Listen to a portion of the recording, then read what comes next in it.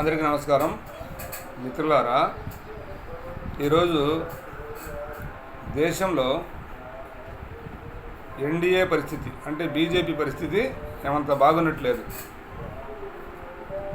ఎందుకంటే ఈ మాట నేననేది కాదు, నిన్న దేశవ్యాప్తంగా 13 స్థానాల్లో జరిగిన అసెంబ్లీ ఉప ఎన్నికల్లో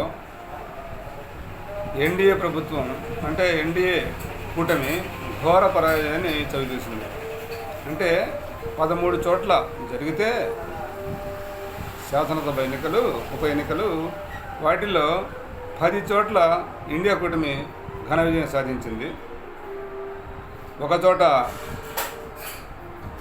ఇండిపెండెంట్ గెలిస్తే 2 చోట్ల మాత్రమే, అది కూడా సావు తప్పి కన్నులొట్టబోయిన చందంగా 2 చోట్ల మాత్రమే బీజేపీ అంటే ఎన్డీఏ కూటమి అభ్యర్థులు గెలిచారు. అది కూడా చాలా తక్కువ మెజార్టీతో. ఒకచోట 1500 మెజార్టీ, ఒకచోట 3000 మెజార్టీ. అయితే ఈ నెల క్రితం జరిగిన ఫలితాల్లో 370 నుంచి 400 దాకా వస్తామని చెప్పిన ఎన్డీఏ కూటమి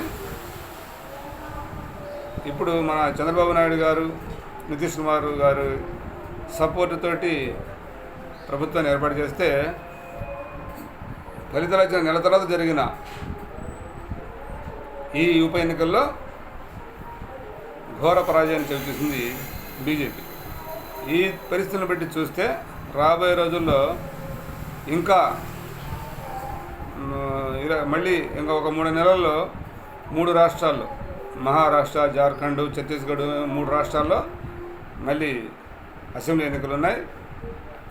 అప్పుడు కూడా ఇలాంటి ఫలితాలే వస్తాయని చెప్పి విశ్లేషకులు అంటున్నారు.